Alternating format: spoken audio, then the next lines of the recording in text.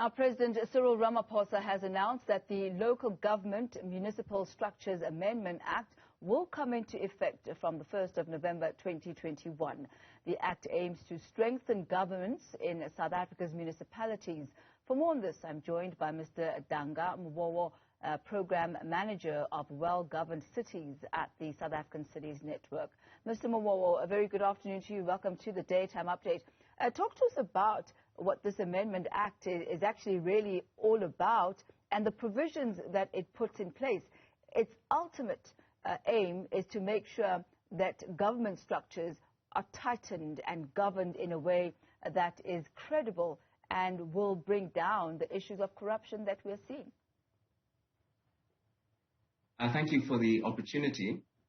I think the Amendment Act really is intended to strengthen some of the systems and structures that we already have in place within the local government sphere for oversight of money. And that, of course, is the main goal, is to ensure that public finances are spent in the correct way. And just to give some sort of background, the budgets that are approved and indeed by municipalities, a budget is basically a summary of all the activities that the municipality plans to have during the course of a year, and the costs associated with those activities, and then also the way in which the municipality hopes to raise revenue to pay for those activities.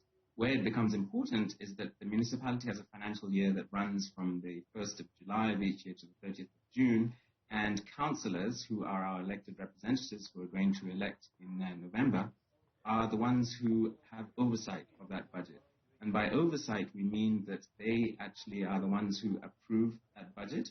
And by law, they must approve that budget by the 30th of June. Typically, a budget is prepared by the municipal administration, headed up by the city manager. And the mayor, in consultation with the mayor actually presents then that budget as his executive to the council. Now, the issue of oversight comes in when, during the course of the year and after the budget has in fact been approved, where the councillors would have had the opportunity in March and June to consult with the stakeholders in their wards and other elements of the local government sphere to say we approve these suggestions of activities and the spending associated with them. The issue that has happened in local government and why we have this amendment is that in local government, the division between the legislative and the administrative, or the executive branch rather, is not as clearly set out.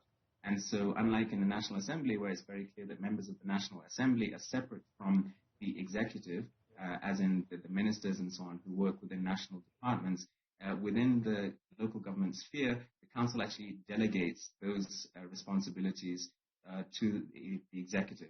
And so what that means really is that it's been a bit of a blurred line between the people who implement activities and the people who are supposed to oversee them. So the amendments to the existing legislation are an attempt to tweak that and firm up that process. Mr. Muwowo, we'll have to unfortunately leave it at that for today, but certainly an issue that will need and demand further unpacking. We thank you very much for your time.